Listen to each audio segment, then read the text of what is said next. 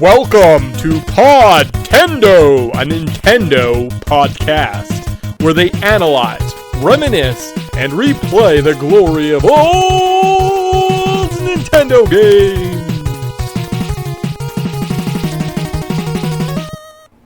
Always peaceful in the Mushroom Kingdom. Go sniffing the sword, shatter the star road. Wow! So with his old enemy Bowser and a marshmallow throw lightning. Are you walking wedding cakes and a killer Venus flytrap and recover the seven Emma's freaky. Super Mario RPG, only on the system that keeps on kicking. Super NES. Dig it? Hey guys, welcome to the Podtendo podcast, where we analyze, reminisce, and replay the glory of old Nintendo games. We contacted, maybe leave a YouTube comment or send us an email, podtendo@gmail.com. We're on the other socials, but oh man, I'm not on those things. I don't check. We're a review, retrospective, let's play pop culture show, so you're going to kind of get a little bit of all of those elements in time with, obviously, the titular game that you know because you clicked on the link. You know we're going to talk about. I'll mention it here in a second. I'm your co-host, Mick, and I'm joined every episode by my lovely and talented co-host, Tyson. Sweet yo. So, year over, month of Mario behind us. We're into the Christmas season, and boy, look at that. We got another Mario game on the docket. Yeah. Well, it's newish. Yeah. So, Yeah. And we usually do a new game in December, or Donkey Kong for some reason. And we decided not Donkey Kong 64 this year. We can't put that evil in our lives. So we went with a new game, which is kind of just a remake. Which also makes it easy because we are doing a rerun today of Super Mario RPG, The Legend of the Seven Stars. Yes.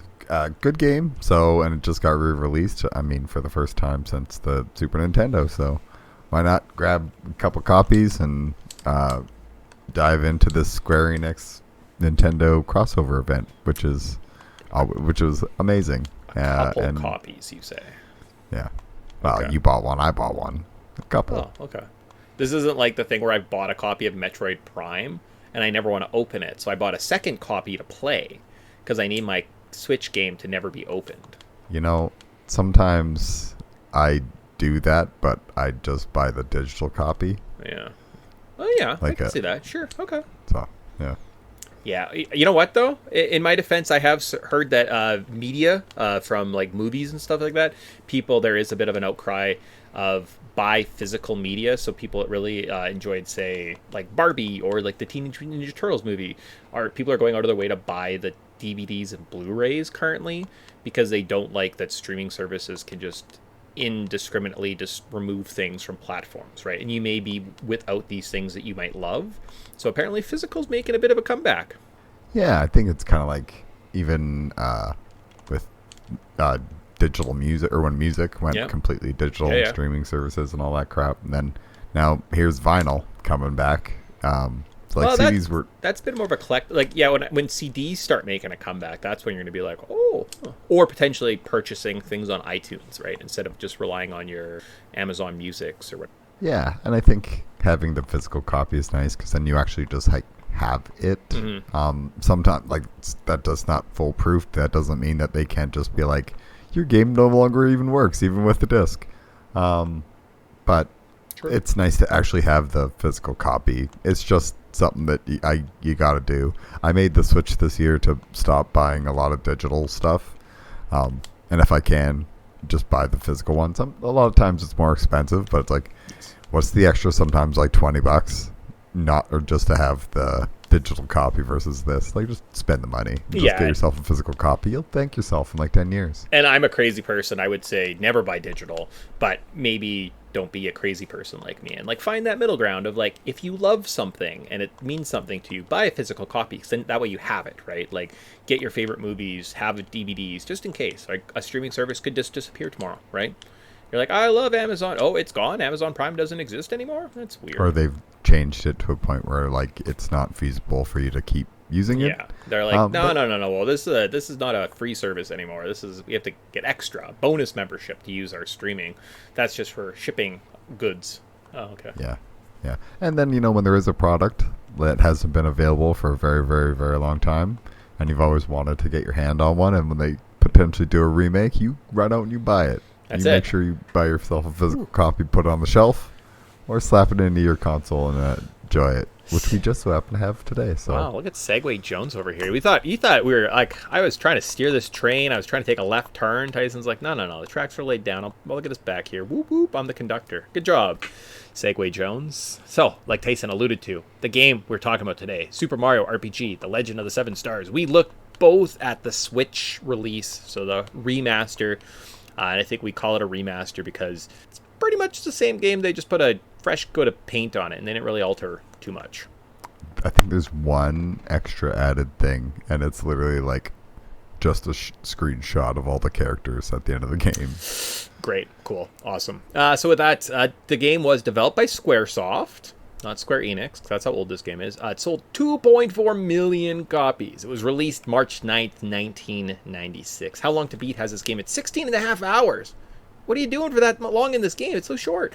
Actual retail price was $70. And if you factor in inflation, that'd be $107 today on current eBay price. Now, this is an old notes. These are notes from 7 years ago when we first did this show. So things might have altered. So don't hold me to this. I won't buy you this game if it's more. So currently on eBay, I have the price as $70 to $90. I feel like it might be more. And then there are some Japanese Famicom versions for about $11, which is accurate. Maybe that price has gone up to about 20 or so, right? I may buy this since I do have some other Famicom titles. You know, as much as I grow and change and like to try and, be a better version of myself every other day, I'm just the same humble guy. At the end of the day, good job me. On eShop price on the Wii, $8. 3DS, $13 if it's on there. And then the Wii U, I think I paid $2. Because I had it on the Wii already. Is this system a scam? Huh, yeah, probably. Yeah, definitely. Just for like an extra. Come on, just give us these things for cheap, guys. Let's play these games. But I just checked eBay. Currently, the pricing of these games have kind of dropped down, where you can get a brand new listing for $46 plus like $30 shipping or whatever. And there's like 3 or 4 of them. So I'm assuming now that this game's remastered and it's the exact same game, people who were hoarding this game as a potentially trying to make a profit out on it are selling it. I'm still seeing them for fairly expensive, like $115. Yeah, those are the complete ones, but just scroll down. Like these are like 3 days ago, 6 days ago, 6 days ago. So maybe my settings are just a little off. Maybe I'll look into that. Also, reproduction carts are also like available. So I have some other games, like I have a Final Fantasy 3 and a Super Metroid that I paid like $40 for the 2 of them to put on a shelf. So that might also be the case. Well, that's a funky one.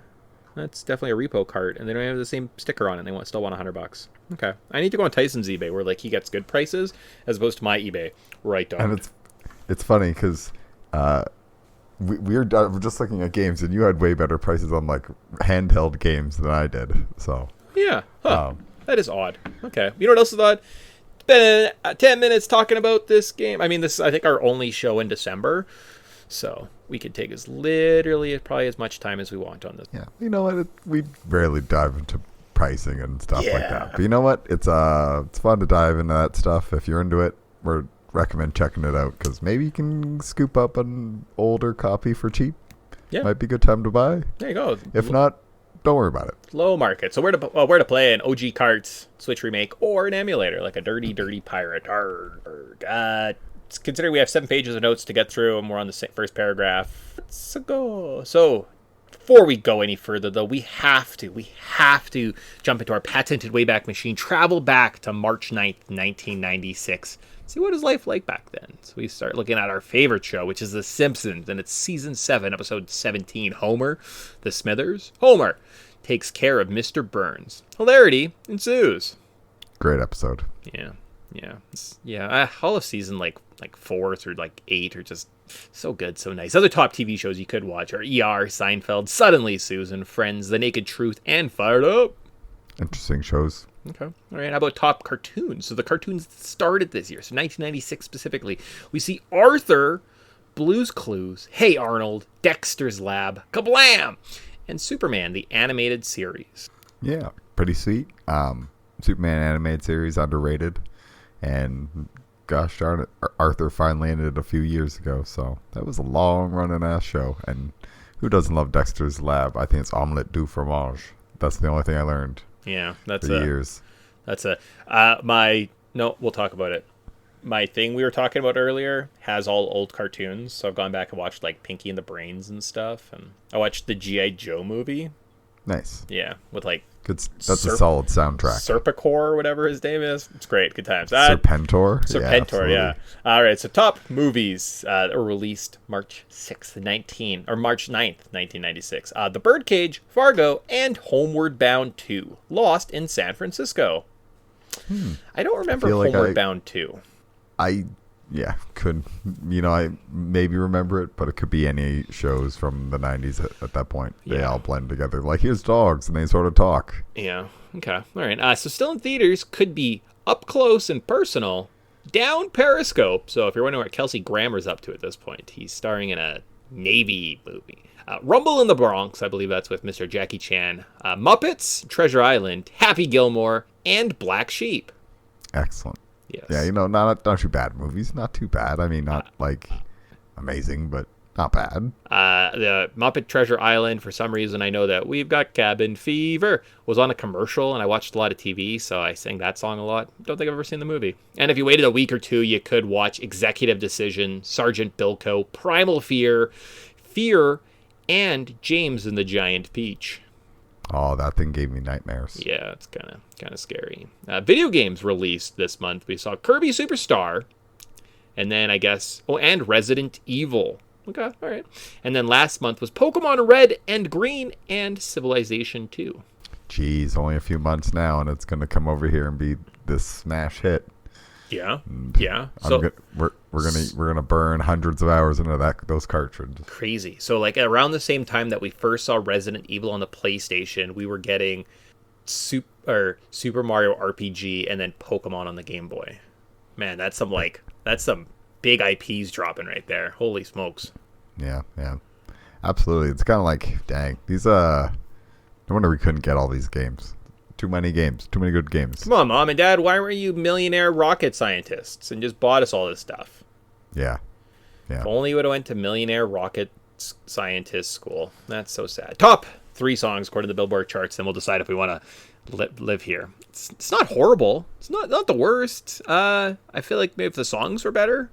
But this might have just been the top 3 songs of 96. I'm not sure how we did this. So the number 3 song was Because You Love Me by Celine Dion.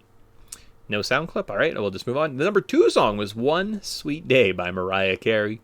And finally, the number 1 song was Macarena by Los Del Rio. Yes, this is prime Macarena. They're making all the kids do the stupid dance. So you remember this kind of time too, right? Yeah. Okay. Yeah. So around. Do you remember having to do the Macarena competition? I'm sure we talked about this before. Oh yeah, definitely. Yeah. Yeah. That's why I also definitely was rigged. It definitely was rigged at our school. There was a I don't remember that part of it. If there was anything and like you suck at dancing, you don't have to do it anymore. I was like, yes, oh yeah, woo, suckers. Yeah. No, I definitely got eliminated, even though I was doing the moves and I didn't miss a beat. And they were just like, "No, you lose." And I was like, Okay, all right. Is that why the kids that you're related to are in the finals? Let's see. Nepotism. Sure. Nepotism runs strong, even in 1996. So are we traveling back to that? I wanted that $25 gift card to like a candy store or something. You could have just got a job. Yeah, I did have one. I was a lawnmower kid. Oh, okay. That was good times. Good times. But on to Mario. There you go. So as Tyson talks about the bitterness of his life in 96 as a 7. Wow, you're really bitter for a 7-year-old. That is the time. Are we going to live there? No, it's just missing a little something. Close. So close, but yet so far away. I'm still playing Pokemon and Resident Evil all the time, so. Yeah, and it's nice to actually have this game, so we can mix it into the arsenal. I no longer have to like bust out my SNES Classic or SNES Mini or whatever the heck it's called. Sweet. Okay, cool. So it wasn't on there. Right. This game didn't make it because of licensing with Square, because Square still owns the rights to this game. Oh, bastards. Yeah. So the development details of this fun game. So now we know what the pop cultural landscape looks like. This game was made by Square, the masters of RPGs, when they teamed up with Nintendo to cash in on Mario and the growing RPG popularity. Okay. Now these are like old notes. So again, we can make fun of it if they sound stupid. Due to the late development of this game, Mario RPG has an almost 3D look to it. They were masters of the Super Nintendo technology at the time and used advanced lighting techniques to help create the 3D effect. I think they also used pre-rendered drawings instead of sprites. Same with Donkey Kong. Yeah. Okay, cool. Maybe I know more things about developments and stuff since I've made these notes. The game is one of 7 SNES games to use the Nintendo SA1 chip, which allowed higher processing, faster access to RAM, greater memory capabilities, data storage, and compression. The other 6 games were Mega Man X2, 3, Pilot Wings, Super Mario Kart, Kirby's Dream Land 3, Star Fox, Super Mario World 2, Yoshi's Island. Cool. So of those games, which one's the best? I think it's Mario RPG. Oh, you know what's fun? I think we're playing like Mega Man X2 and 3 in the new year, and we can have that conversation because they're pretty good. I haven't played them in a while, so looking forward to getting back into it. Like this is definitely at least gold or silver. Like so we're talking like higher echelon, maybe the Mega Man X games. Like we can have that conversation, but like some of the elite games too, right? Like Kirby's Dream Land 3 is not horrific. Everyone loves Mario Kart, right? Like that's Yoshi's Island's not bad. Oh, got some irritating sounds or whatever, but Yeah, if it wasn't for the catchy music that you want to like dance to, you're like da, da, da, da, da, da, Yeah. and then wah, wah, wah, wah. you can just turn down that irritating baby crying. Oh, my dog left the room. I upset him. I'm sorry. Well, that's too bad. New to the Switch release here, just the last 2 notes, is that they do have 2 modes. So breezy mode, if you're just wanting to sit back, get the story, and normal mode. So breezy mode, you have level up faster, decreased battle difficulty, leading into easier fights. It reduces the health points of enemies and bosses. Attack command is easier, and it's recommended for players who enjoy the story. And normal mode is just normal difficulty of the original game. You carry less items compared to breezy mode, and I had a lot of items, so all right. And then recommended for players who want to enjoy both the story and combat. Cool. Yes, yeah. Well, who doesn't want to enjoy the combat? Yeah. I made that note afterwards, and I'm like, there's an easy mode in this game? Why did this game need an easy mode? All right, so the controls. So it's a basic RPG controls, and the additions of the action command is seen here. The exploring section is always fun. I enjoy the no random battles. So unlike other RPGs at the time, all the sprites are animated when you run into them. That kind of engages you in battle. You can run and jump. So it's a very basic platformer. Although that might be like one of the worst parts of this game. It's a good mix of characters. Okay, could use some more to add to the strategy. Yes, because hitting A bunch, man, that's a good strategy. Yeah. Honestly, it's I think we said this before, but I think it needs like 1 or 2 more characters for sure. Does it?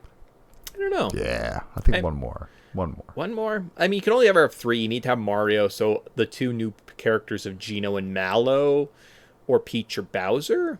I don't know. I kind of like just playing without the Peach and the Bowsers, because I get lots of those in my life and other games and other contents, and like a little Geno, a little Mallow. How can you make characters greater than them? They're so delightful.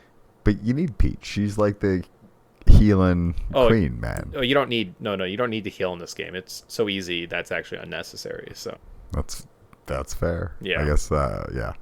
Yeah. Okay. Cool. It's not a hard game. It's not a no.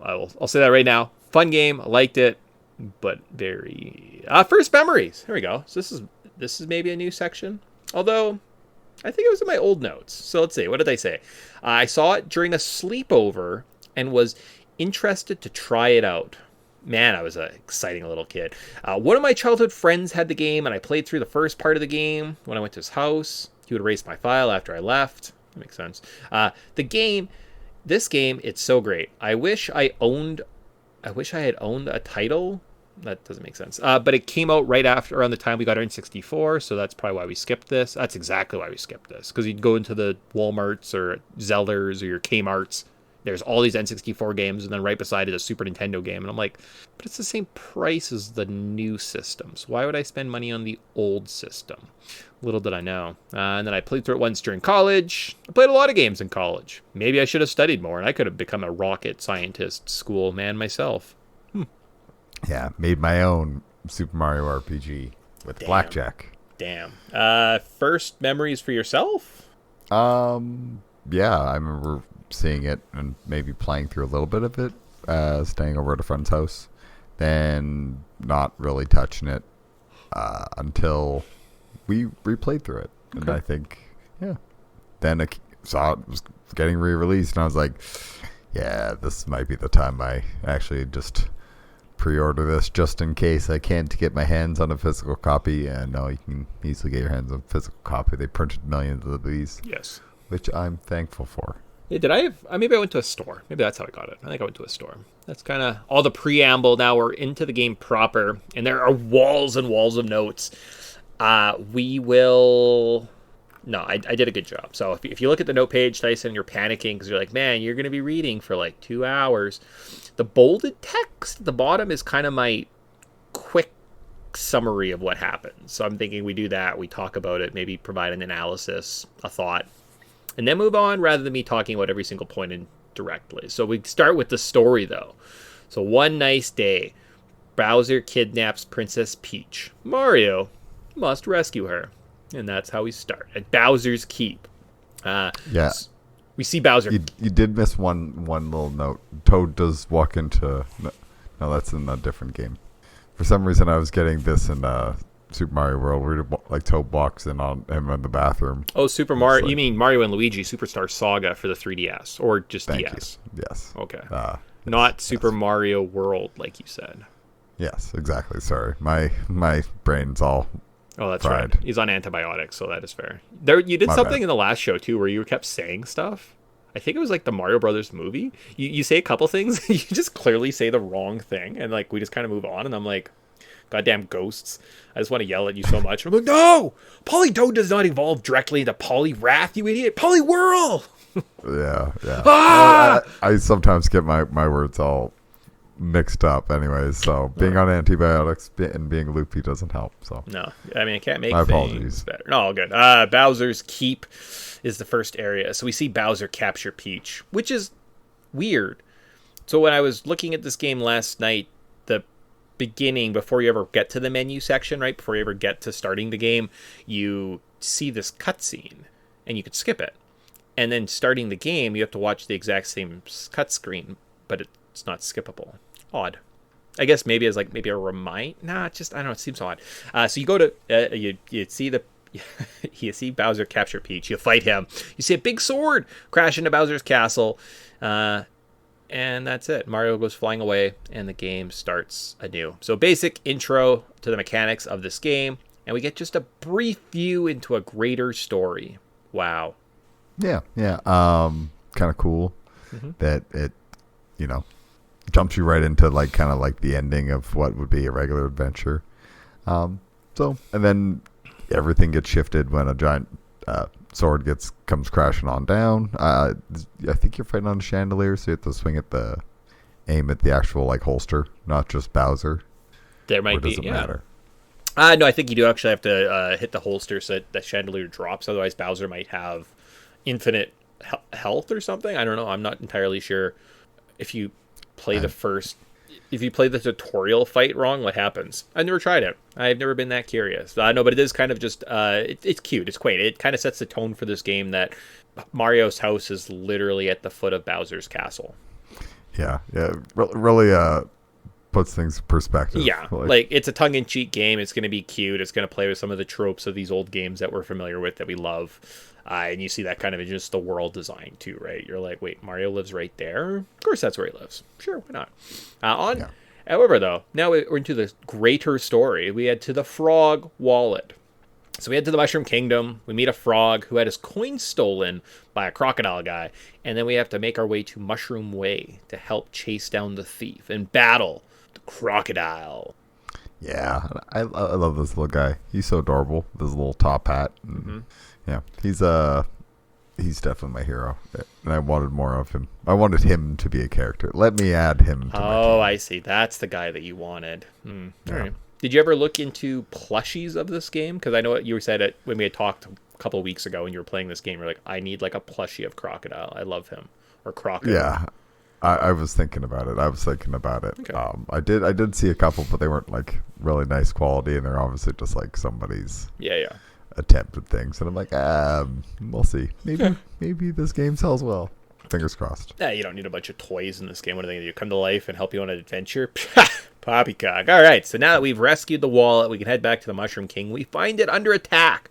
So we head back to Toad Town, beat up some Shy Guys, take down their boss, Mac, before rescuing the first of the 7 stars and venturing out to find/save more.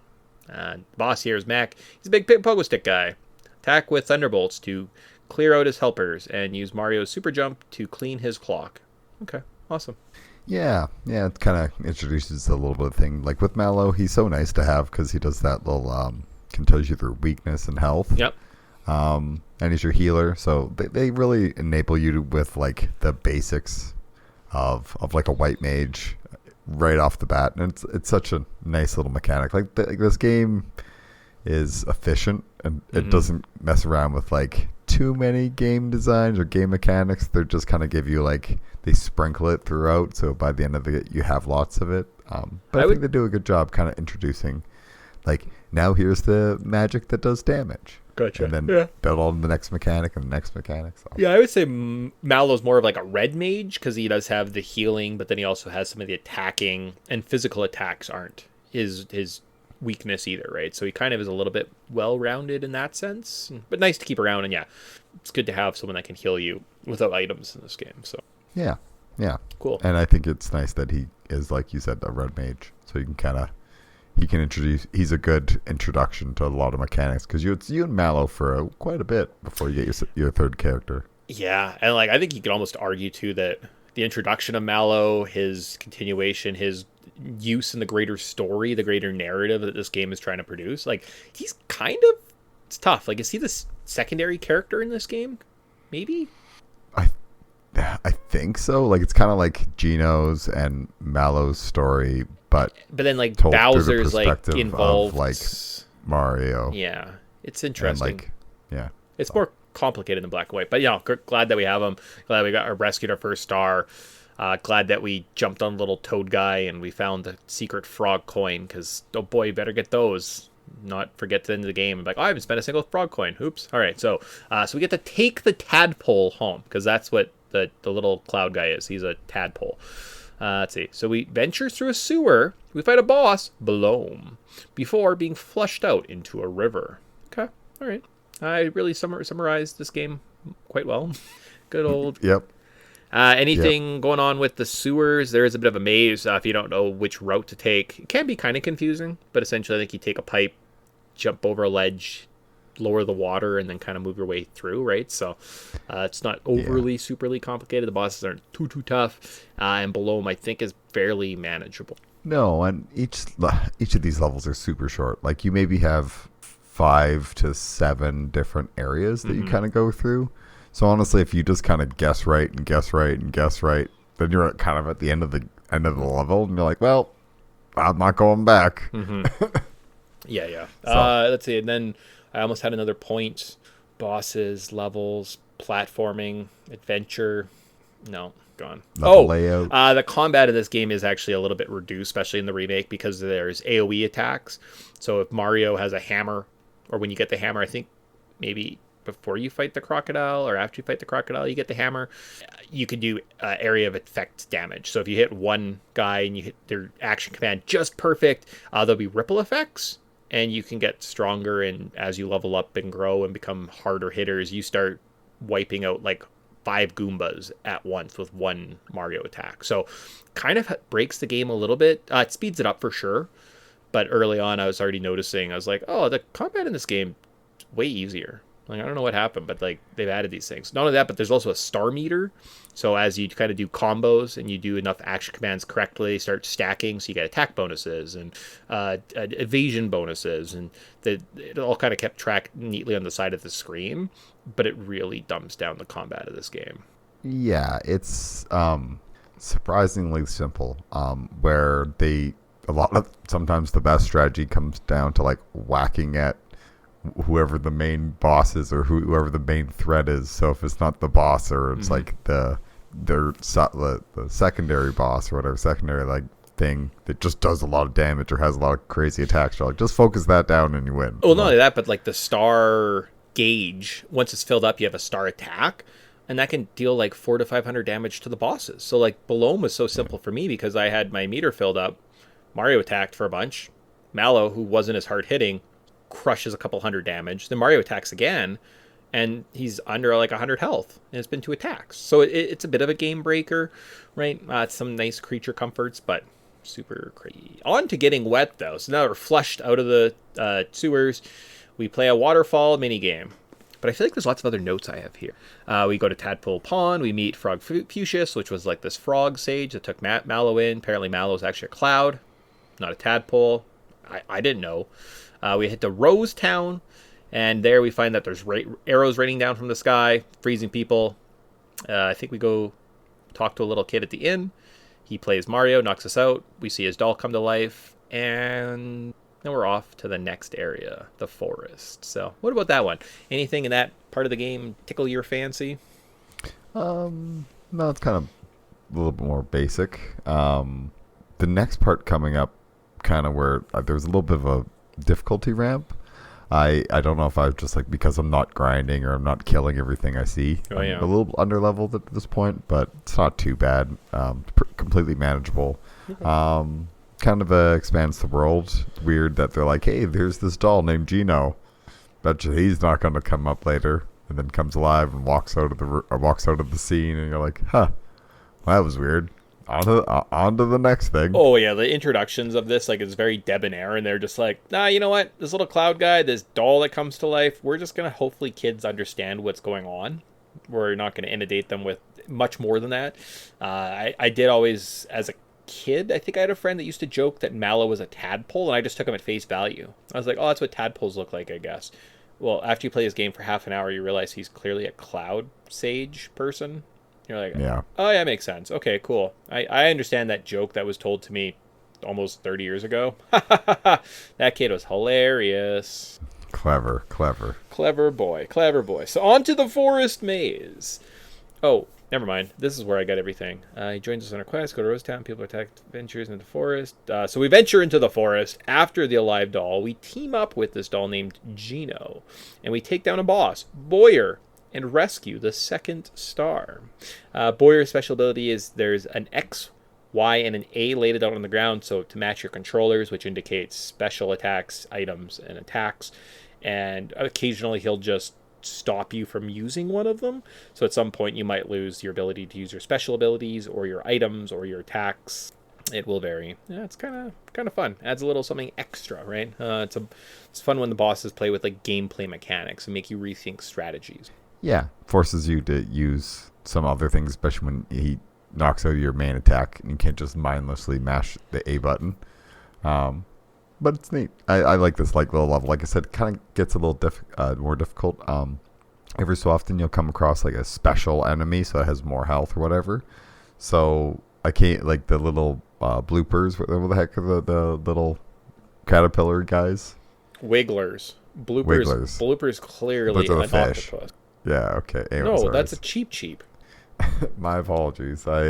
Brain stupid. Anyways, so the Wigglers. Okay, yeah. The caterpillar guys. Okay, yeah, cool.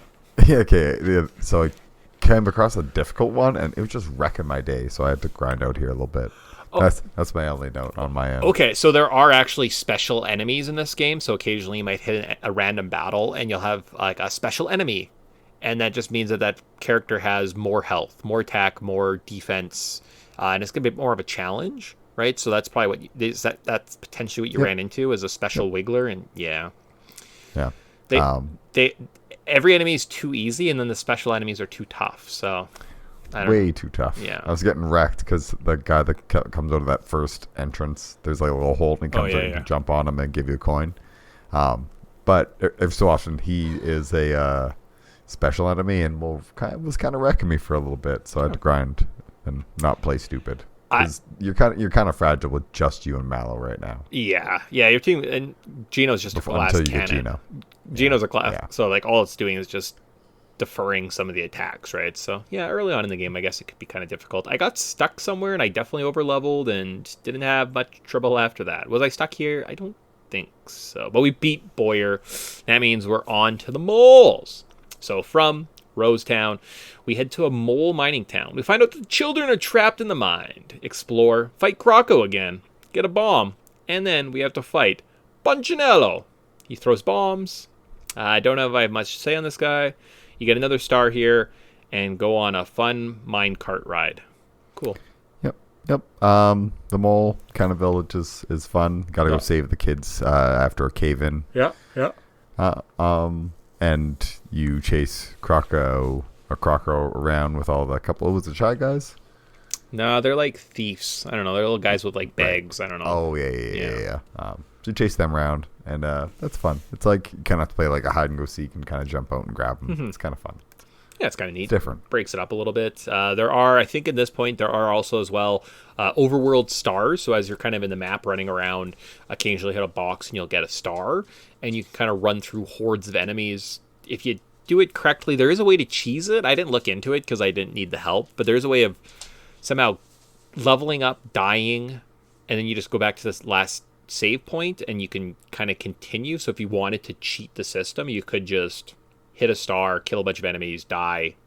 It takes you back for when you use the star, but you still have all your same stats, and just kind of repeat the process to if you wanted some help grinding. So this that's sweet. I think this is a spot for it. I don't know exactly how it works. It might only be like 1 or 2 locations, and it's just based on the way the game's programmed. The remake may not have that feature, but it is kind of nice that that's there in case you're like, I'm just gonna like grind like 4 levels for all my characters and spend half an hour on this because it's way faster than normal grinding, and then be done with it. Yep. Hey, it's always nice to have a little cheesy strategy if you are struggling for whatever reason. As a kid, I remember looking into these things, or even like our first playthrough of this game, and then playing it for this one. I was like, wow, I'm already too strong. I've over-leveled. Yeah. Great, cool. While jumping around enemies, I'm still somehow over-leveled. Yeah. So, on to the next area. Booster or Wario? Let's see. So, we run into Bowser at the foot of Booster Tower. We enter Booster Tower, meet the crazy owner, battle through some floors, play hide-and-go-seek before fighting the boss, Knife Guy, and Great Guy, before rescuing Princess Peach. Oh, wait, she's gone. I love Booster's section. It's so funny. He's just like this little creeper. He's so like, we're all like having like this talk and organizing thing, and he's just like staring with his goofy eyes just outside this like little like slit in the door. He is adorable and hilarious, and this was a great part. Super easy, but very fun. The Booster's section is top notch. Yeah, I know at some point there is, like, they have a music that's reminiscent to Pulp Fiction at some point. That's been brought up a couple times. I think I have that.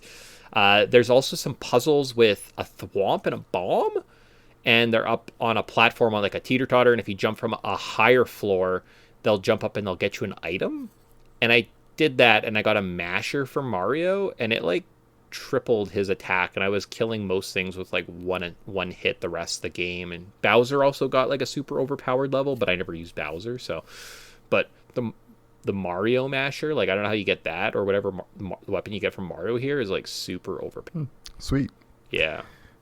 And then I was not running around and collecting weapons or items. I was kind of speed and running this, to be honest. Okay, cool. Well, I almost wouldn't recommend it. It kind of broke the game a little bit. So, like, if I'm playing it next time, I'm playing a minimalist run, like trying to avoid as much as possible, make it more difficult, because the game was a bit too easy. Other points that I had here, as I was writing the notes and I saw Knife Guy, his name written, I was like, he does something in the end game. I'm supposed to talk to him. So if you do return later in the game, you could play Look Which Way I'm Guessing. With Knife Guy, you get a Great Guy Casino pass, and then I believe you can use that to go to his casino and then play, or maybe he plays which hand to guess or something, and play that a bunch of times, and you get a really good item. So I was gonna say, is there blackjack? There's actual blackjack in this game? There's a casino, and if you go there, there's a memory game. So they show you 10 cards. There's like a bunch of Toads, and then Mario, Princess Peach, Gino, and Mallow, and there'll be a memory game. So it's like flip the cards over, and it's like, which one is Mario? And if you click them, you can actually grind out some pretty good items. So cool. Yeah, cool. And I think there's slots, no blackjack. But when you were saying, I'll make a game with blackjack, I'm like, well, I kind of have blackjack, I guess. Sure. I don't have to change much. Yeah. And also, you don't need to go get the star egg. You could get it for Peach, because then it always does 100 damage every time you use it. So it kind of negates her like terrible attack skills. But it's like, The game's pretty. However, though, we got to chase down Peach. Speaking of her, Wedding Crashers. So we chase Booster up a hill to a church, break in before fighting a giant cake, kissing Bowser, and saving Peach. Man, this star piece is taking a long time. Oh yeah, I don't even think we get anything. I think we just get Peach. We take her back to her castle. So yeah. It's weird how they spaced out the stars in this game where you like you get one, and then long period, and then you get one, and then I think you collect like there's another long one, and then you collect two real quick, and you're like, this makes no sense. Yeah. But one tricky part is I kind of got a little stuck because I forgot that you had to try to run through the door with the guy. I was like, there's something I have to do. Do I have to jump on him? Do I have to like push him?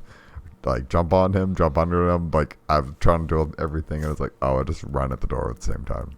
The timing is a little off, yeah, to get either Bowser to break through the door or like the booster, or the Sniffet, whatever his name was. I also had an issue with that, so I think it's be common. Yeah. It's just like it's like I'm like, why are you asking me to do this one weird task? Anyways, that's fine. So, however, we take Peach back to the Mushroom Kingdom. She says, "I'm staying," and then instantly she's like, "I'm leaving," but she sneaks out. Also, I don't know why she just doesn't say like, "I'm going with them. Bye. I'm your queen. You literally have no power over me," but she doesn't. So then we're stuck. Then I couldn't go anywhere. So I just spent a bunch of time grinding out levels. So this is where I overpowered. I think I leveled up my team like 3 or 4 times. So that's great. However, if you remember back to the beginning of the game and you actually paid attention, like I saw some guy ranting on some GameFAQs post and was being kind of a baby about the whole thing, you go talk to the shop owner. And if you remember, Mallow was trying to buy a pie for his grandpa at the beginning. So you get the pie, then you go talk to Frog Fuchsius, and then he says, "Oh yeah, well, go to Star Hill and find a star." And that's how you advance. Yay. Yeah, and having the little flag on each on the overworld, whatever spot you're like, so if you miss something, you can keep going back to it to kind of catch what you're missing. Because there was a couple times where I was like, this later on, but I was like, what am I supposed to do here? Am I like missing? Like, so I tried talking to everybody, and I was like, go back to the old JRPG style of just talk to everybody. Yeah, that works. And if you think you talk to somebody, talk to them twice. Yeah, Frog Fuchsius will point in the direction, as well as there's the journal. So when you do get lost, you need that conveyance. You're like, oh, it tells me to go over there. Perfect, great. So apparently, in the team recap, do we really need to? Wow. So we have a full party. Who did you use? I tried Bowser and Mallow. Okay. Cool. Who are you using in this playthrough? I just used Geno and Mallow the whole game. Peach and Rotated. Okay. Cool. Because she's my healing queen. Nice. Okay. And then adventure recap, because apparently we need adventure recap. No, I'm not going to read that. So we're just off to the seaside town. Okay, apparently I'm just going to skip ahead. So we find some possessed-looking toads by the sea. They tell us to go explore a cave, so we do. We find an underwater ship. We solve 6 puzzle rooms before fighting a giant squid. Did you solve all the puzzles in the underwater ship? I know. I swear, like, this was one of those things where I was like, oh, okay, what happens if I go this way? And this way. And then here. And then there was 6 rooms that I did have to go into to kind of progress at some point. So I'm like, that must be it.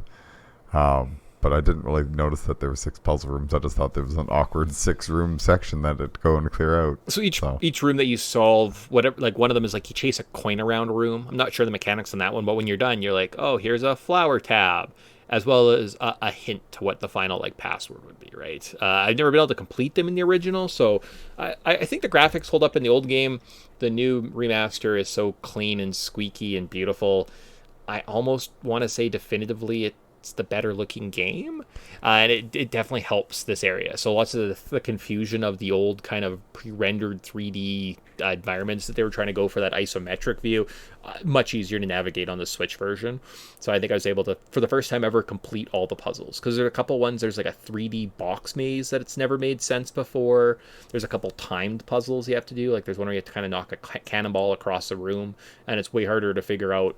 The Switch just makes spatial awareness a lot easier. So you do that, you learn that the password is pearls, which gets you to fight the giant squid. So it's pretty exciting. Yeah. And oh geez, it's like, yeah, sometimes the perspective is hard. I couldn't imagine this on the Super Nintendo. Now I play the Switch version. It's like there's a certain jump-in puzzle that I'm like, God, that would be miserable. Yeah. Oh, yeah, and like some of the platforming, it's definitely a bit more challenging, right? So that's for sure. But now, afterwards, we've killed the squid. Hooray. There's some hallways, a bunch of items left to discover in the ship. We fight the boss, and he's Jones, the pirate shark. Or the shark pirate, I apologize. Get the star, and then we head back to town, and apparently all the fake toads were like, no, we've got all the toads kidnapped. We'll kill them unless you give them the star. So we give them, save the toads, but then Jones shows up, and we have to fight takes the star back for us, and then we fight the boss, Yardovich. Yardovich, this guy's pretty tough. Bowser has excellent defense, so I just kept him healthy and did an all-out attack on this guy. Okay, cool. Yeah, sometimes that's the best strategy, is just to like focus them down with attack. And because at the time you kind of end each. Every time you level up, we haven't mentioned this, every time you level up, you can kind of pick either attack, defense, health, or... Just those three. So, yeah. Yeah. So, or no, and there's magic, attack, and defense.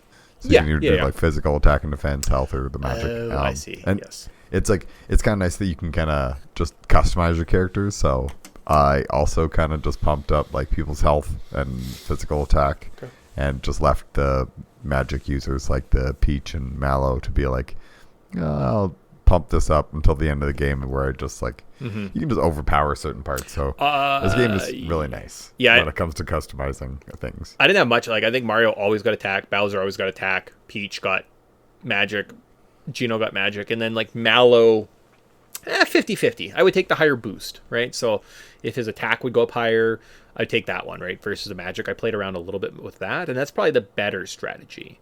Like, you're probably more productive to pick whichever stat increases, because attack might only go up 1 point, but your health might go up 6 points, and your magic attack might only go up 1 point, right? So like, there's always one that's higher, and it probably would be a better strategy to just pick the highest valued one each time.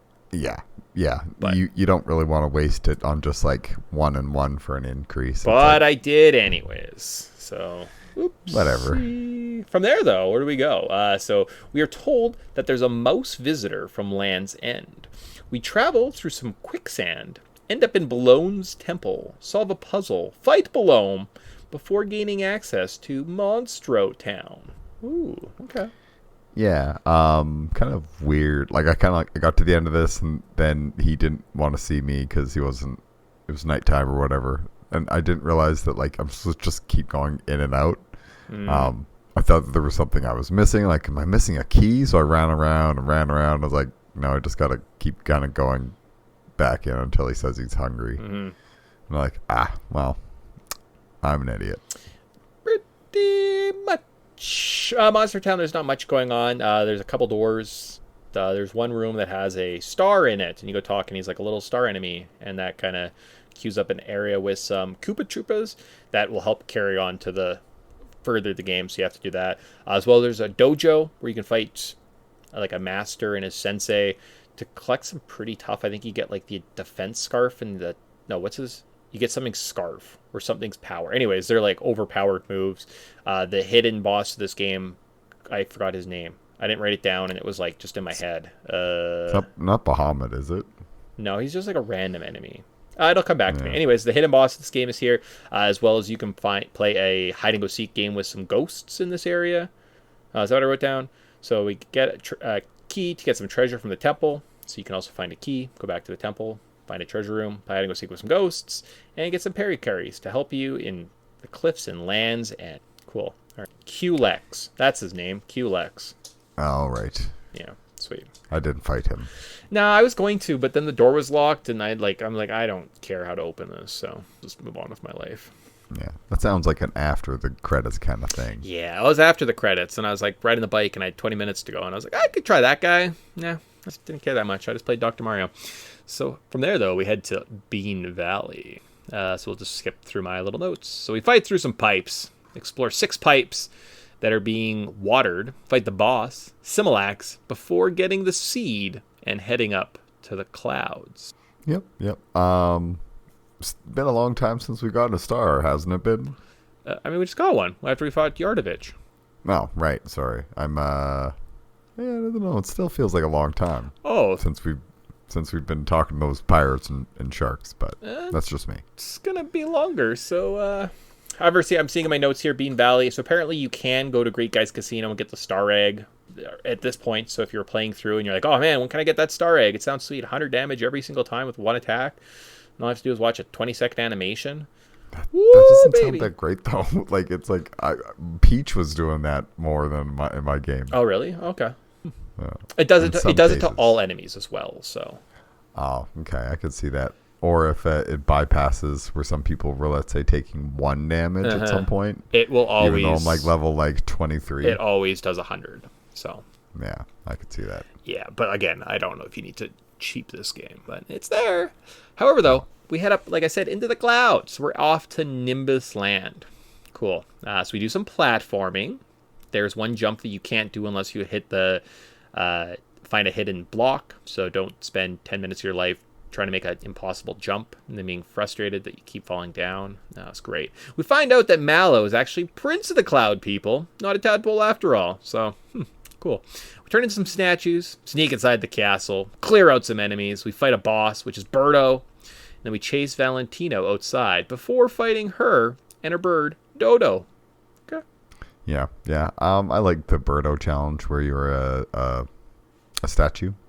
Oh, with the Dodo. With the Dodo. I was a little unsuccessful. Okay. But what do you do? Yeah, so he goes up down the hallways and he's hitting statues, and obviously if he pecks you, he'll know you're not a statue. So you jump over him, and he kind of does like a double take and then tries again.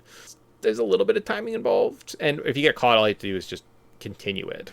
He goes and tells Valentina, and Valentina's like, stop being stupid. Clearly he's a statue, not a man, dummy. And until you complete it. You're like, oh, okay, cool, great. Yeah, this area it starts to get longer. The pirate ship was kind of one of the bigger dungeons, right? Like Booster Tower, the pirate ship similar, but you're right. We've now been through Land's End. We've been to Monstro Town, right? We've been through Bean Valley. Now we're through some cloud platforms, and now through this temple, and like there's still kind of no ends in sight. Like you're mentioning, where's the star? Where is the star? It's definitely been a while at this point, right? Like we've done kind of the most, but this is kind of where the most meat and potatoes of this game and most of the story is kind of involved in these back kind of last areas, right? Just because they don't want the game to breeze by too quickly. So it's always kind of a nice, I don't know, nice change of pace. And after this point, you can actually break the game completely by getting the lazy shell armor and lazy shell weapon. So if you took the seed, I think at this point you can go get it's called fertilizer from the little guy that with like the watering can that was Valentina's minion, and that you can go and get basically the best armor. I maybe should have looked that up.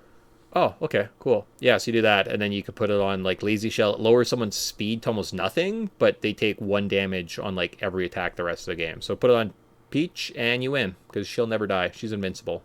Nice. That's ridiculous, 'cause especially with the switching out of characters. It's like you could just keep her in the back row. Literally, that's all you can do. So this is the point at that point, right? Between like the Star Egg and Lazy Shell, you can just create this unstoppable white mage who can do 100 damage to every character on screen at any point. So cool stuff. You had other points there. Is there anything else to say here? No. It is interesting that the takes that Square Enix were like allowed to give. So they were allowed to build this like cloud people universe that Mario's never really gone back to, right? He's able to build kind of this myth around the stars and like who Gino is and like wishes or even the sharks. Like I mean, all these characters are it's like very unique Booster designs. Yeah. It's like there's some older characters or like the bow guy. Like that's a very weird character that we've never even seen before. But like, and has never even came up again. Oh yeah, no, very, very weird. But this is definitely one of those parts where I think they start taking a little more liberty and moving away from the lore, the canon of the Marios, and having fun with it. Yeah, I'm down for it. It's good. It's a fun experience, right? From there, after if we do go get the lazy shell, we can head on to the hot springs in the clouds, which if you jump off, you land in the volcano. It's a pretty short area, not a lot of challenges, maybe like one little puzzle room, nothing crazy. And finally, we fight the Tsar Dragon, which I think is a reference to Final Fantasy games. Hits pretty hard. You kill him. He becomes a zombie dragon. You can't use the little like wishing water that kills dead enemies in one hit. I was like, oh, that'd be kind of cool. And then we go to get the 6-star, but oh wait, the Axum Rangers, who are like Power Ranger ripoffs, show up and steal them. And we have to chase them out of the volcano before we fight the Axum Rangers. Yep. And they got a giant cannon. I did not read my summary at all. I just kind of was like glimpsing at my notes and said all that. So good job, me. Yeah, did a good job summarizing it. Unless you want me specifically to read through every single line that I have from my previous note. We're good. Okay. Those darn Axum Rangers. I was just dropping Mallow's Snowman on them and wrecking their days. Snowy's good. Geno Blast or whatever, the one that's the area effect there, that was really good. But Mario was just going, well, he also had the lazy shell at this point, so, and maybe the attack scarf, so he was doing a lot of damage. Yeah. Well, Mario can just basically attack and just wrecks house. Yeah. But the Axum Rangers are 5 characters based loosely on the Power Rangers, although the show that Power Rangers is based on apparently has been going since like the 80s or something, maybe even the 70s in Japan. Yeah. So it's and like it's not even the Power Rangers we know isn't even the first one over there. It's like the 7th or whatever. Yeah, like I think it's like the 70s the show started about these guys in these suits that would like do martial arts and fight, and they just bastardize it. So as a kid though, seeing the like Power Rangers on the screen, you're like, whoa, they're making fun of this. It was just kind of a weird coincidence that this like established franchise that was for children in like Japan had some crossover with North American audiences, right? So they didn't, I think they're more of a spoof on the Japanese versions, less so of the American version. I can definitely see that and it just being a happy coincidence where it's like, wow, that's reference works on so many levels. So kind of neat, kind of cute. But finally we take them down and we finally get the 6-star. Woohoo! From there, we talk to Mallow's father, the king, who lets us use the Cloud Bus, which gives us access to Bowser's Keep, finally. We fight through some brainwashed minions. We have to solve 4 out of 6 doors. 2 will be puzzle rooms, or like kind of platforming rooms. 2 are combat rooms, and then 2 are memorization trivia. We meet up with Croco again before some bosses. We fight a guy on a chandelier, and then we fight another boss, Exor, and he's the big sword from the start of the game. So... any of the bosses here? Anything about Bowser's? See anybody Croc again? 6 doors were kind of irritating. Okay. But at least I got a good weapon for Bowser, good weapon for Mario, and I could see my homie Croco again. I wish he could just join me in my quest. Yeah, instead of just sadly living in Bowser's castle, being a merchant. Well, and even by the end, he's like, "See a friend," and you're like, "Yeah, I know, buddy.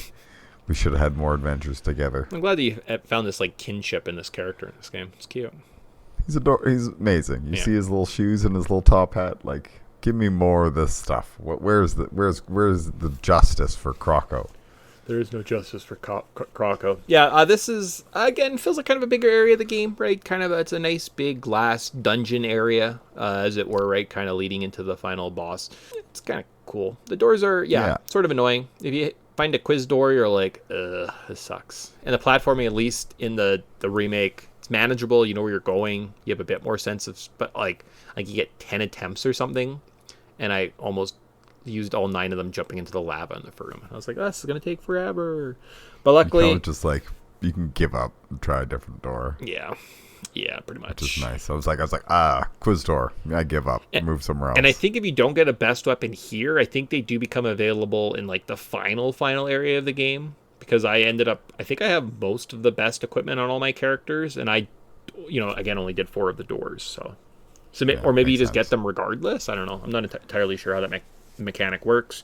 Bosses aren't anything special. Like Red Magic Koopa was easy.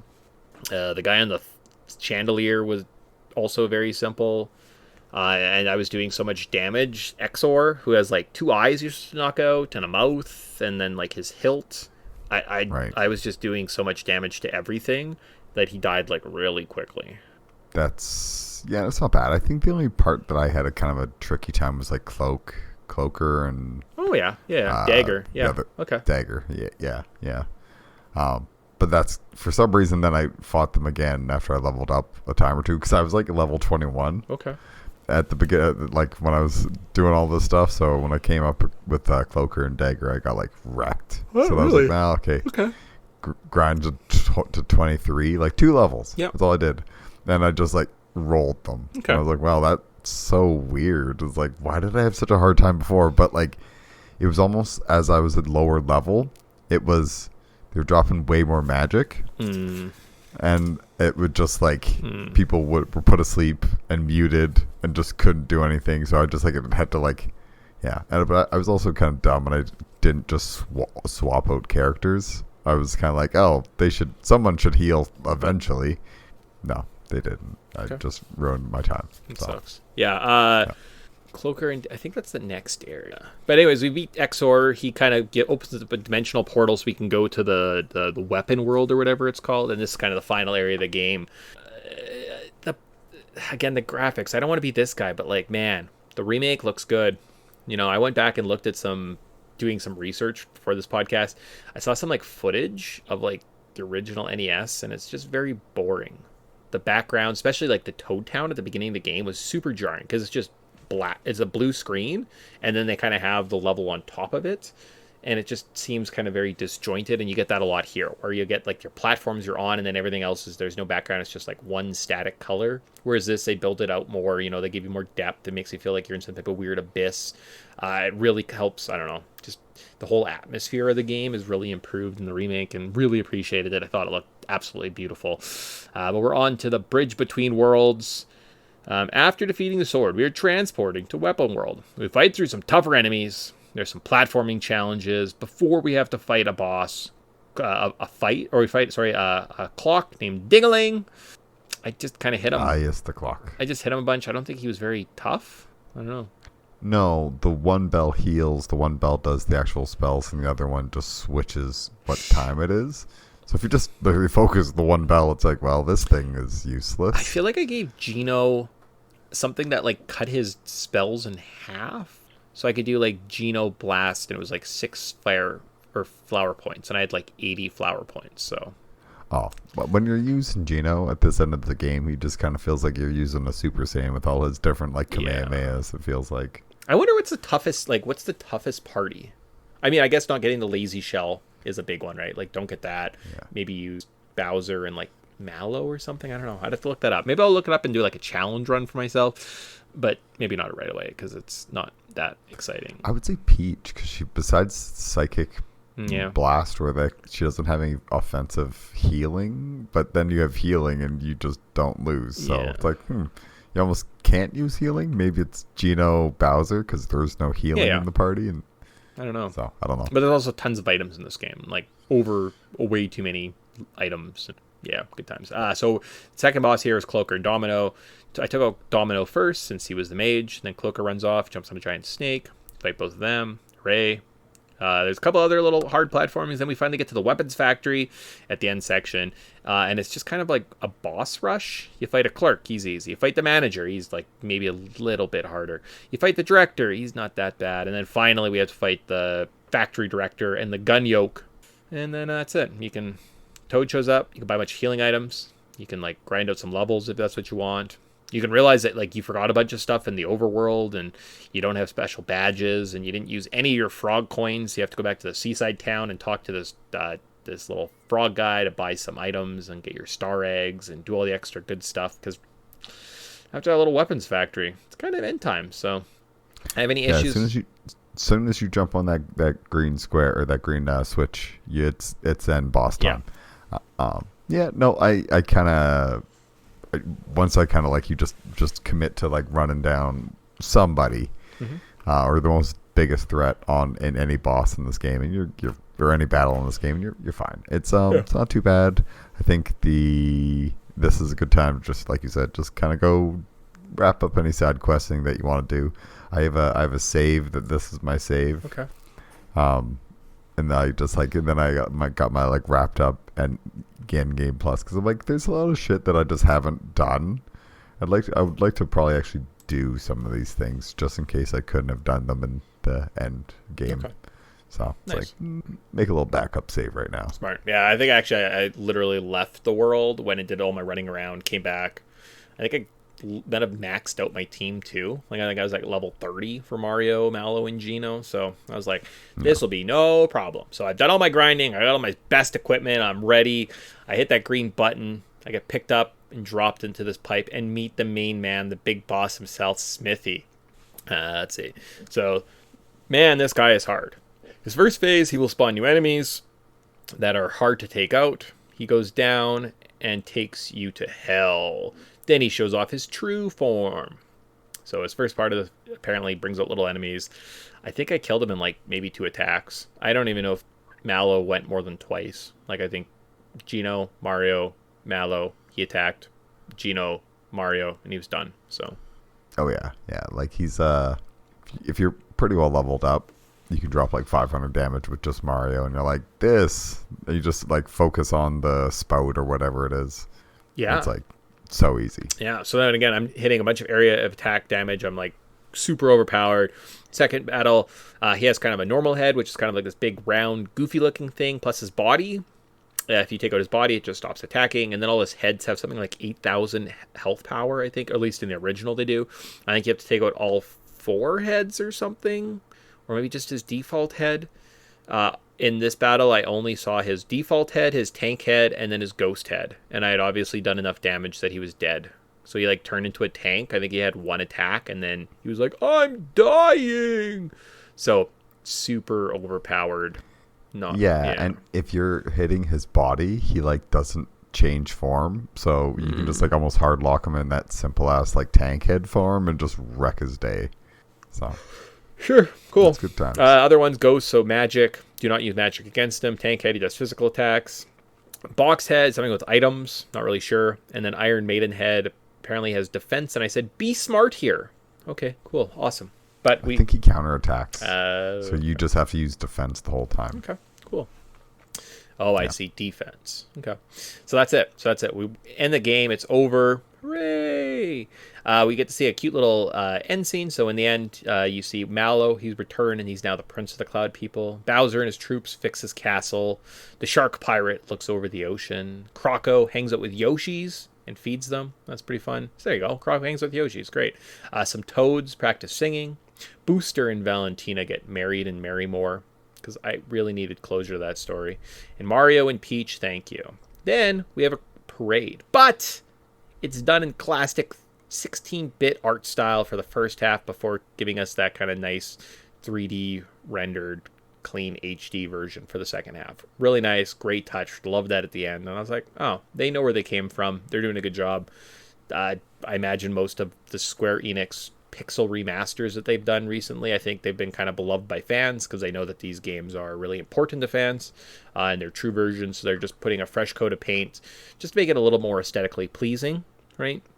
Because as technology advances, yes, sprite design looks great, but it doesn't always, right? A sprite, like a 16-bit sprite pre-rendered graphics on like an old CRT TV where everything's a little grainy, it actually looks pretty clean and well-rounded. But you throw that bad boy on an HD television and you're like, wow, this is Block City.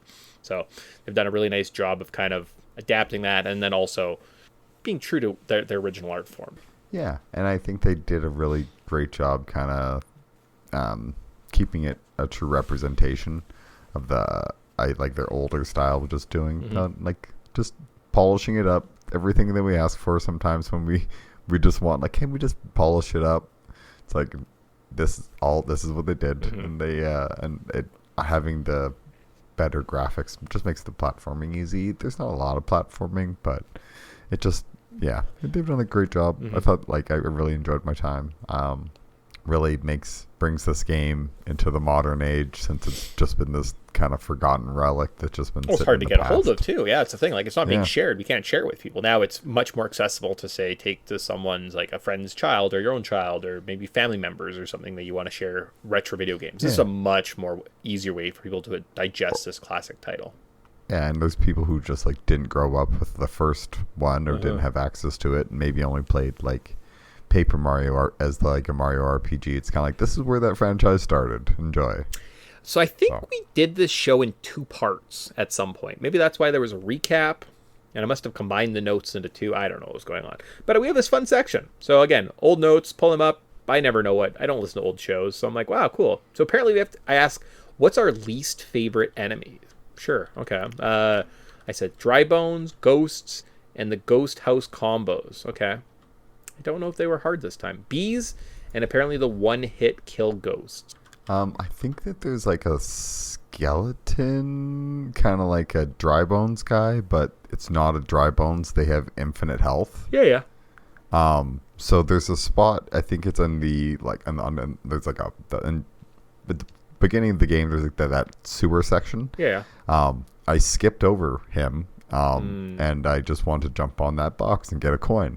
So then I had to quickly try to jump back, but I couldn't time it, so I got stuck in this point where I didn't realize that he was a special enemy, and I didn't have any of the killed undeads, so I kind of locked myself into this battle where I couldn't kill him, couldn't run away from him, and I was stuck behind with him and this block, and there was nothing I could do, so I had to just restart, and I was like, well, this sucks. So that's my least favorite enemy, is that son of a gun right there. Okay. That's fair. That's fair. I don't. Okay, and our favorite enemy, I really like Metallic Mac. Okay. Nice. Okay. That seems odd, right? Yeah, and everybody knows my favorite enemy was Croco because he's my hero. Yeah. Well, I was like, I don't really understand what I was going for with these notes. I don't know. As you learn, sure. About items. So I really liked Experience Booster. I didn't buy that in this game because I didn't think I needed double experience. Lazy Shell and Lazy Shell Armor. Well, those are classics. And I wish there was a ribbon. I would stop all status effects. There is. I had it. It was called like the Effect Scarf, and I put it on Gino, and he never ever changed into a mushroom. Nice. Yeah. I didn't. No items really stood out as like amazing. Besides maybe the Yoshi cookie. Yeah. Okay. You summon a Yoshi. Cool. All right. How about a report card? So now the game's done, we have to give it a report card. Remember when we used to do that, Tyson? No, I do not remember any of this. Yeah, I know. I'm like, glorious. Glorious old show. Story A. Okay. So I added depth to the Mario universe, and it was easy to follow and lots of fun. I'm glad. Okay. I'm glad it didn't confuse me. Like, that's fair. That's fair. You're quite generous with these grades. Oh, yeah. There we go. So it's the game length. So it took about 12 to 14 hours to beat this game. I think that is fair. The second half was way longer than the first, and there was a shift in difficulty. So I gave it a B. Okay. Yeah, okay, that's fair. All right. How about music? An A. Some of the most classic music in gaming. I love many of these songs. Cool. Yeah, no, it's a fair. It's a good game, good music. So, and then price of a physical copy, $70 to $90. Well, that's a bit much. I gave it a C minus. I wouldn't spend the coin. So, as I spent $70 to $90 on this game. Yeah. Okay. All right. Yeah. That's right. They would never take $80 for me to play this game again. And then price of a digital copy, $8 to $13, worth every penny. B plus. It's like, wait, who wrote these notes? Mick suggesting buying the digital over the physical. I'm a changed person. We have changed so much. Yeah. That's so funny. It's like, did I write this part of the notes? Maybe. I mean, there's a chance. I don't know. It's funny. Okay, cool, great. Well, I left that. I was pretty excited when I saw it was like a report card. Like, I'm curious to go back. What other games did we give report cards to? You know what? We'd have to go back through all the old notes and check. I don't know if it's worth it. All right. So the current thoughts. Great. Awesome. Battle system is great. The timing aspect added so much to this title. I wish there were some more classes to choose from. Okay. Similar to how I felt about the Stick of Truth. Should we play that for an episode? Should we play the Stick of Truth in this podcast? Maybe. Okay. Maybe. All right. And like any other subsequent thing. This game was simple, and with a few additions, it could have been epic. I can't say enough good things about this title. Oh, wait.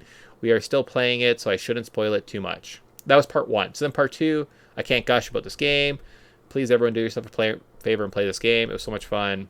UV can't do it justice. Can we, though? Yeah. You know, I think we did. We did do it justice. Okay, but like, it's a pretty simplified game. Tyson, sorry, you're giving your current thoughts. That's where we are now. So what a okay. great remaster of a classic game. The art style is just absolutely amazing. Most of the time I enjoy more of a retro look, but this game just blows the older version of this game away. Like, again, it almost can't be compared. The difficulty was a bit higher. I would say this is the ultimate version of this game, but it was just like so easy. There was no challenge. I didn't sweat any battle. I didn't even come close to a game over. Like, I maybe used 5 pick-me-ups throughout the whole adventure. So I did something, and I made the game so easy. Now, is there a chance I picked breezy mode and not normal mode? I have no idea. I like that there is a breezy mode though, because it's like this is a great entry level RPG. Yeah. And I think that is a niche market that can sometimes either be way too oversimplified, like Mystic Quest, or you can kind of just hit, like, you can kind of balance it perfectly right where it can be difficult if you kind of aren't getting all the certain items or you aren't grinding things out. Like, I don't know if I would say this game's much more difficult than Mystic Quest, though.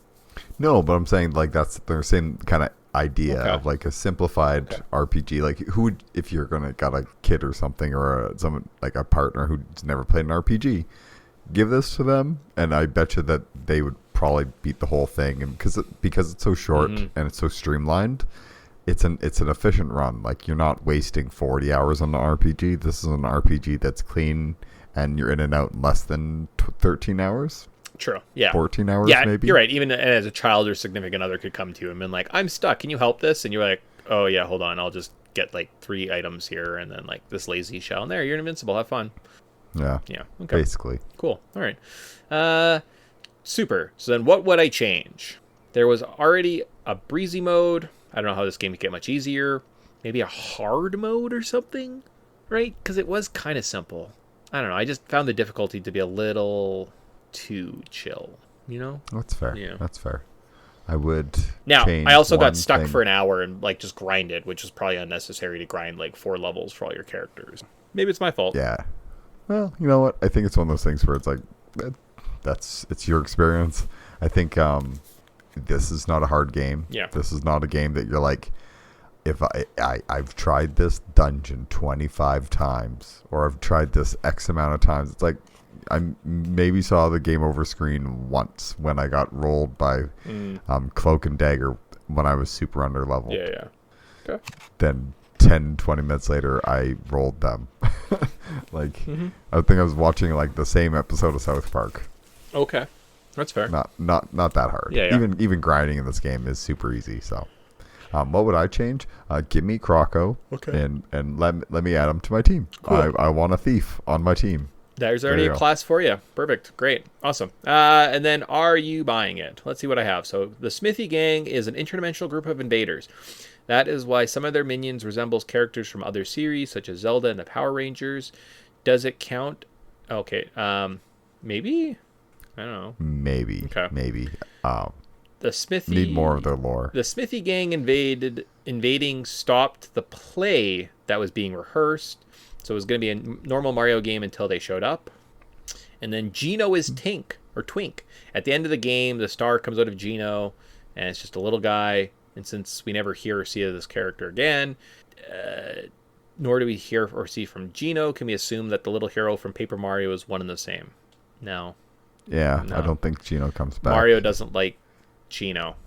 Or Nintendo doesn't like Geno, so no. No.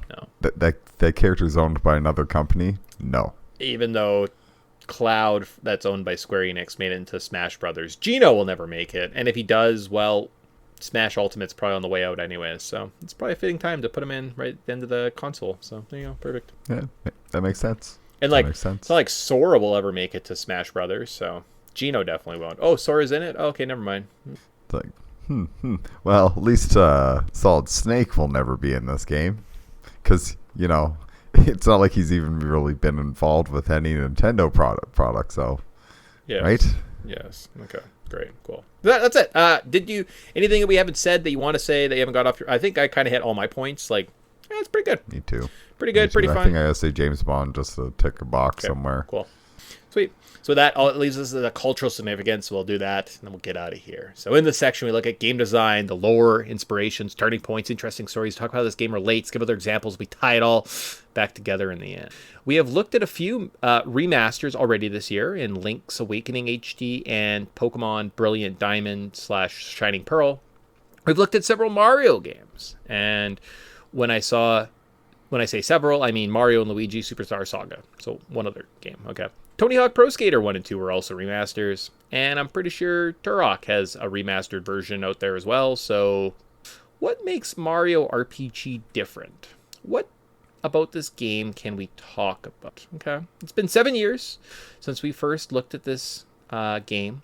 Shouldn't we do it justice and put some type of epic cultural significance on it? No. I'm supposed to keep teasing everybody. Maybe we could talk about some of the elements that Square put into this game, like Mallow, Geno, or Friendly Bowser. But we aren't that good. We haven't grown. We are hacks. That is why Tyson is playing the Squaresoft Best RPG Character Battle Royale. Pew pew. Oh, fun. Yeah, until I started looking at it, and I was like, all right. Let's logic it out. It's a battle royale, Royal Rumble style. Everyone's in the ring. You have to knock them out. So you get Cecil from Final Fantasy 2. One of the characters from Final Fantasy 3. There was 50 of them, so I don't know if there was one that's specific. Okay. Anyone from Mario RPG, Cloud, Chrono, and then I was kind of like, I'm not going to put any of the characters from Legend of Mana because I hate that. Maybe Sora from Kingdom Hearts. So yeah. I was just kind of like, I don't know if I can make a list that isn't just Cloud winning. So Cloud versus Chrono. Go Cloud? Right? Okay, Cloud versus Cecil. Cloud? Okay. Is there anyone else that's even a second tier contender? No? Okay, Cloud. Okay. Mm-hmm. Hey, Cloud, you win. Hey. Yeah, that's basically how I saw it going. And I was just like, instead of doing a bracket and us talking a bunch, I was like, no, it wasn't there. It wasn't there. I don't know what to tell you. No, that's fair. That's fair. I guess an RPG would be side characters, so non-playable characters, but are just so Final Fantasy 7, not Kate Sith, but maybe the Turks? like a chocobo. The Turks, do they stand out as non-playable characters? Yeah, a little bit, right? A little bit, and then in Mario RPG, you could be Kate Croco. Okay. Yeah, we'd have to think about it, but let's not do that. Let's go to what you got else down here. I'm looking at your notes here. So that's just kind of where I got to. I was going to do something fun with it. I just didn't have the inspiration, so I do apologize. I knew it should have been a little bit more special, epic. Does it have to be? No, it really doesn't. It really doesn't. But due to the game's the simple difficulty of this game, I found a list from the 15-ish. So let's not count because I didn't write them all down. Hardest/easiest video games by Gamer.com. There was a few of them that I started looking at the list, and by the time I was on 0.7, I was already like, what the fuck's going on? So let's see this. So we've got a list. So we've got the easiest game possible, Ninja Gaiden 3. Haven't played it. I'll just take their word at it. But they think one of the harder games is Donkey Kong Country. Is that a tough game? There's maybe one hard part in the entire game. Maybe if you're trying to do all the unlockables in under 2 hours, maybe. But that's more like a challenge mode than anything. Okay, all right. How about the easiest game, Fallout 3? I mean, I guess so. It's not like it's a hard game. It's not but you can easily fail at it. I die all the time in Fallout 3, especially in the early game. All right. How about hardest though, Crash Bandicoot? I mean, just because the camera's bad doesn't make it the hardest. Okay. What about one of the easiest games? All right, let's go back to that side of the. How about Castlevania Symphony of the Night? Yeah, I mean, I wouldn't call it the easiest game in the world. I would say it's a fair difficulty. You can cheese it if you get the right armor and Christogrims, if you know what you're doing. But without it, it could be challenging. How about hardest? Super Meat Boy. Yeah, sure. No, that's fair. Yeah. That's fair. Okay. All right. How about the easiest? Doom 3. No, come on. That flashlight, the battery management for the flashlight alone is difficult. That's what I mean. It's so scary. But what the hardest? The Witcher 2? Yeah, I could see that. Okay. I can kind of see Right, that. I included in the list. I was like, maybe Tyson knows something about The Witcher. I was like, aren't all RPGs just kind of easy in general, though? Okay. Yeah, but there's like a goofy thing with like The Witcher where like just doing damage and avoiding damage can be a pain. Okay. So Cool. How about the easiest? The next series. We've got Okami. Never played Okami. I've heard it's kind of like a Zelda-like, kind of yeah, cute art style. Yeah, sure. got a dog. Yeah. Seems interesting. Speaking of dogs, my dog loves dogs.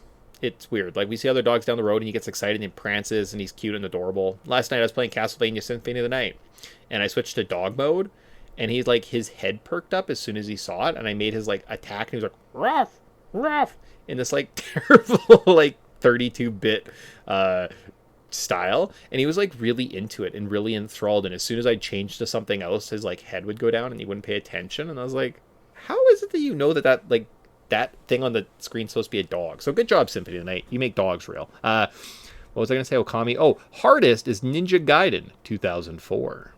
Oh yeah. That game taught me that I need to have multiple saves. Yeah. And it's ruined me. So now there's not a game that I don't have multiple saves on. Okay, this next one makes sense. So Yoshi's Story is the easiest. Yes, it was. Okay. Yeah. And then hardest, Battletoads. Yeah. Oh yeah. Okay. Yeah. Okay. How about easiest? New Super Mario Brothers. Okay, that's gotta be the Wii one. No, I And think that the one on was- the DS. Oh, okay. So Or is New... even simpler. Yeah, I think it was. And they're all pretty simple. Versus The Lion King? Is the Lion King that hard? I mean, maybe just trying to figure out what's the background. Yeah, and like that you... Yeah, like rolling and stuff, I guess, could be a challenge. But okay, right. Well, the easiest, Prince of Persia from 2008. Yeah, I mean, having the rewind button Is that the on a platformer. Sands of Time just hard 2008? It is just basically like save states, the games. Okay. Yeah. All right. Yeah. And then hardest, Far Cry 2. Yeah. It's like a very good, realistic shooter. Like even the Far Cry 2 engine is still quite decent, even by modern day standards. Okay. So let's do a top 4. I'll do one more like this, then we'll do top 3 of each category. So top easiest, fourth easiest is Kirby's Epic Yarn. I can imagine Kirby games being very easy. Yes. And then obviously the fourth hardest game is Angry Birds. Yeah, those paywalls. Yeah, okay, sure, all right. And then top 3 easiest games according to Gamer.com: Super Monkey Ball 3D, Kingdom Hearts 2, and Kirby's Dream Land for the original Game Boy. Yeah, I mean, Yes. sure. Sure, Yeah, right. Okay. I only one I've played is Kingdom Hearts 2. Yeah, okay, so, all right. Sure. And Kirby's Dream Land. What am I talking about? That is super easy. Yeah, that one I was like, that one is actually pretty easy. I was like, Kingdom Hearts 2, is it easy? I guess. Again, most RPGs are probably easy. And then the top 3 hardest games here are Dark Souls, Jak 2, and Cuphead. Kind of, yeah, sure, okay. Yeah, just Jak 2, just because the some levels are just broken, where you just instantly die, and it's like you need to be going flat out and making these 2 right corner turns while not taking any damage, because if you touch that wall, you die. Didn't have like you have to collect every single musical note in this level because you need them to unlock double health at the end of the game. Otherwise, the final boss is really tough. And if you die, you have to redo the whole thing. That wasn't a part of Jak 2. Jak 2? No. Okay. No. Oh, No, good. Unfortunately, Oh, good. that fun mechanic skipped Jak 2 for some reason. Excellent. I'm glad. That's so exciting. Cool. Awesome. So that ends our list of kind of just video games that were easy or hard. Mario RPG. Definitely easy. Cool. So that kind of wraps up a year. I think that's our last show of the year. We've got a New Year special, our year-end wrap-up coming on the 31st, and then I think in the new year we're back into James Bond games like we normally are. So Yeah, and I get to pick the movie. Yeah. So I'm excited. I think I know which one I want to pick. Okay. But haven't fully decided. Solid. So. Solid. Cool. So with that, I think we say goodbye. I guess we'll see you guys in the New Year's when we're either watching a James Bond movie or playing a James Bond game. So keep your eyes open for that. We'll see you guys at the year-end review. And hopefully you guys have a good, safe weekend. I think this is coming right before Christmas. So if you guys are traveling, having fun, seeing loved ones.